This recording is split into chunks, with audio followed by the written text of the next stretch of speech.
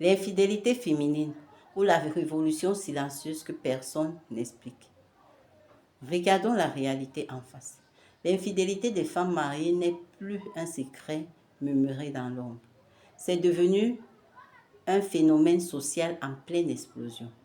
Mais le plus surprenant, ce n'est pas que cela arrive, car l'infidélité a toujours existé, même si ce n'était pas à une échelle aussi grande.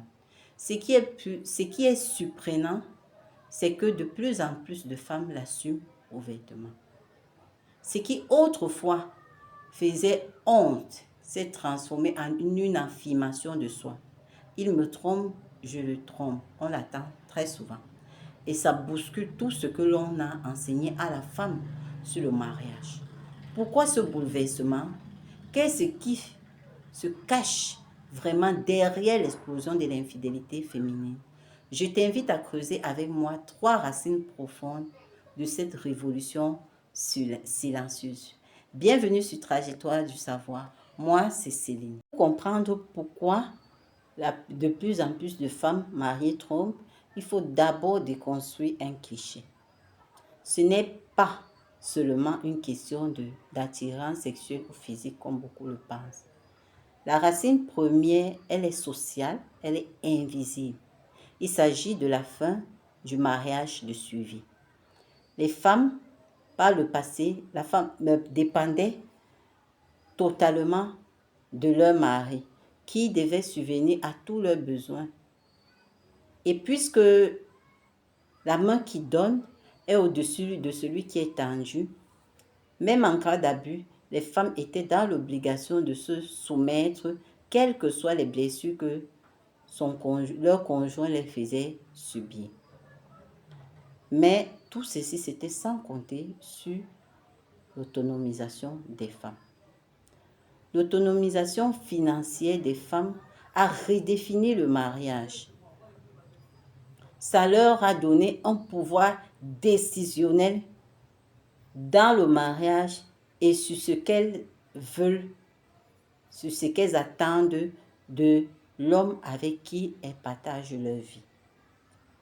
Donc, à partir de ce moment, le mariage n'est plus un contrat de dépendance économique, mais c'est devenu un choix affectif.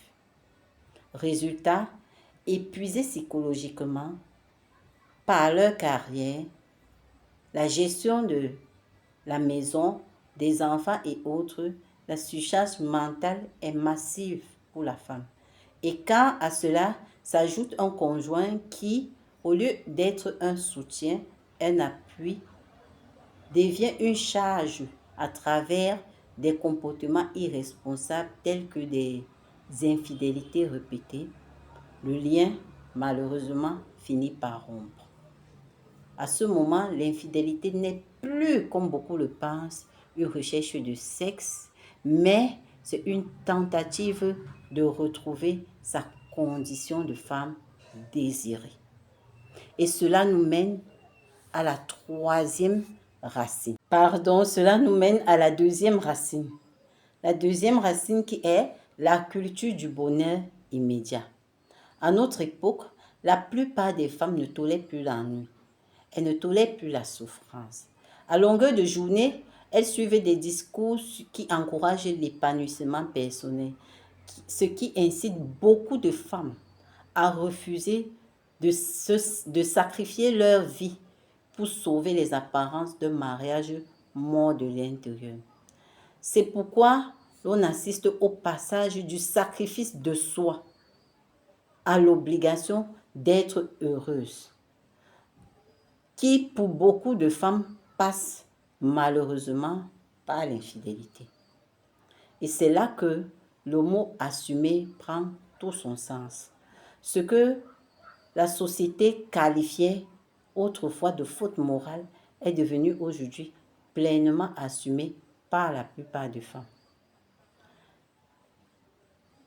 comme compensation affective pour ce qu'elles subissent au sein du foyer. Pour beaucoup de femmes qui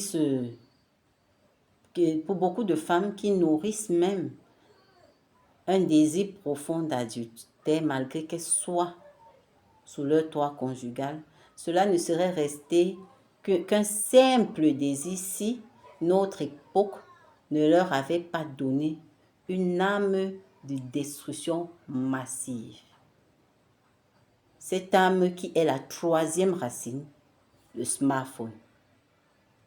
Oui, je le dis, le smartphone. Le passage à l'acte a été facilité avec la venue des applications de rencontres. Parfois même, pour celles qui n'avaient jamais souhaité tromper. Ça a facilité les choses. Les réseaux sociaux ont brisé les barrières géographiques et sociales d'autrefois. Et c'est là que très souvent naît le micro-adultère. L'infidélité commence bien avant la chambre à coucher. Elle commence par un like, des messages secrets, une attention virtuelle, des personnes de l'autre sexe qui agissent comme une drogue. Une double vie peu à peu s'installe dans le creux de la main, accessible en un clic et totalement invisible. En conclusion donc, l'augmentation de l'infidélité féminine assumée n'est que le symptôme d'une crise beaucoup plus vaste, celle du mariage traditionnel d'antan et tous les sacrifices et compromis qu'elle exigeait des femmes face à des femmes qui aujourd'hui ne veulent plus s'oublier dans le sacrifice. Une chose est sûre, les conjoints qui ne veulent pas, voir leur couple voler en éclats, qui souhaitent préserver leur foyer, doivent revoir la vision qu'ils ont du mariage, homme comme femme. Alors, la question est simple. Sommes-nous face à une dérive morale inquiétante ou à une libération inévitable des choix individuels? Donnez-moi votre avis en commentaire et abonnez-vous pour ne pas rater nos prochaines analyses profondes sur les différents faits de société. Vous êtes sur Trajectoire du savoir. Ici, on partage nos expériences, nos découvertes et nos connaissances pour t'inspirer à grandir. Rejoignez-moi dans ce parcours d'apprentissage et de partage. N'oublie pas de t'abonner, de liker et de cliquer sur la cloche de notification pour être prévenu à chaque fois que je poste ces vidéos. Bienvenue sur Trajectoire du savoir. C'était Céline. À très bientôt pour une nouvelle thématique. Bye!